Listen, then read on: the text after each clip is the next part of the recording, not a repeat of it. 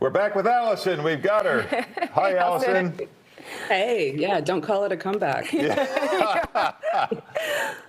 We're talking about women in music, and Lauren, we were talking about how some of these names, we kind of heard of them, but maybe you can talk about some of those pioneers that we should know more about. Oh, yeah. I mean, we have a wonderful piece about Sister Rosetta Tharpe, you know, who was one of the first kind of electric guitar rock stars. Was also one of the first people to get a tour bus, travel around the country, building up a fan base. We've also got a great long piece about Big Mama Thornton, who I think most people know more about now, you know, because she was the original recorder of Hound Dog, which obviously Elvis covered. And there's a great institution called Girls Rock Camp that's named after her, which is just the Johnny Appleseed of young girls learning how to play instruments in cities all over the country, the Willie Mae Girls Rock Camp. Can you talk a little bit about Nina Simone and her influence on, you know, not only obviously a generation of musicians, but the musicians that followed after her?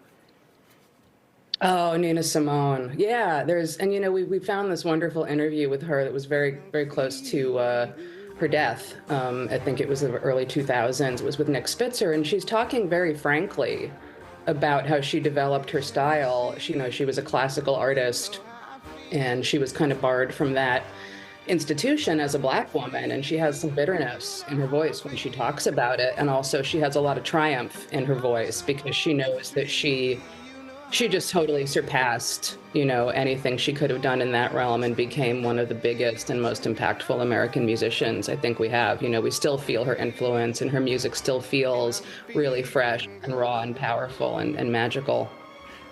Joan Baez seems to be, again, somewhat of that rare female voice back in the day, and now today you have Taylor Swift, Chappell Roan, you have all these people. It seems like women dominate the pop charts. Yeah, I think we're in a boom time right now. I mean, like I said earlier, the very beginning of pop music was dominated by female stars. You know, like when you think about the blues now, you think, oh, it was Robert Johnson, it was Howlin' Wolf, but the first artists who really moved records were female blues vocalists, and now we're back in a cycle again of women on the pop charts just ruling. We've got Olivia Rodrigo and Chappell Roan and Sabrina Carpenter, and of course, like the perennial Taylor Swift and Beyonce. And I think it's got to be really inspiring for young women out there today who want to get into making this kind of art. I hope it is. Allison, you look at Beyonce and the reinventions that she's done, and it's particularly into country music. Where does Madonna for you fit into this list of women and her influence on music?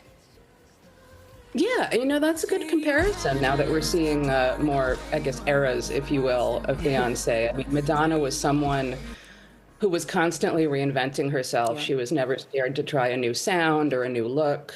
And she was, you know, she had a very long career. She's still at it, I think at almost 60, which is something that women don't tend to get, you know, in performance. You know, they have a shelf life, unfortunately, because of the marketplace. Yeah. But I think we might be artists like Madonna from that generation, I think might be breaking through that, and we'll get to see people really mature in their work and in their art for decades to come.